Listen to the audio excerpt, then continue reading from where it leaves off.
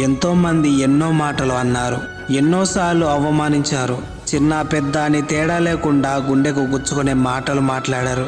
కానీ వాటికి రియాక్ట్ అయ్యే పరిస్థితిలో నేను లేను. ఎందుకంటే నా సమయం బాగాలేదని నాకు తెలుసు. అందుకే ఇప్పుడు ఎవరు ఏమంటున్నా తల వంచుకొని మౌనంగా ఉంటున్నాను. చిన్నప్పటి నుంచి తలవంచి బ్రతికిన నేను ఈరోజు సమాజంతో తలెత్తి నిలబడాలని చాలా ప్రయత్నిస్తున్నాను. కానీ బాధలు బాధ్యతలు మనం అనుకున్న వాటిని జరగనివ్వవు. ఒక చేతికి ఇంకొన్ని చేతులు తోడైతే బాగుండేది. ఇప్పటికే ఈ మనసు, ఈ శరీరం, ఈ ఆలోచనలు అన్నీ అలసిపోయాయి.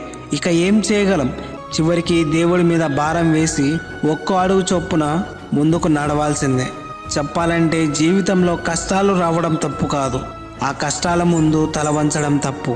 ప్రతి సమస్య ఒక పరీక్ష అయితే ప్రతి ప్రయత్నం ఒక సమాధానం. నువ్వు పోరాడినంత వరకే నీ కథ కొనసాగుతుంది. ఆగిపోయిన క్షణమే ఓటమి మొదలవుతుంది. గుర్తుంచు.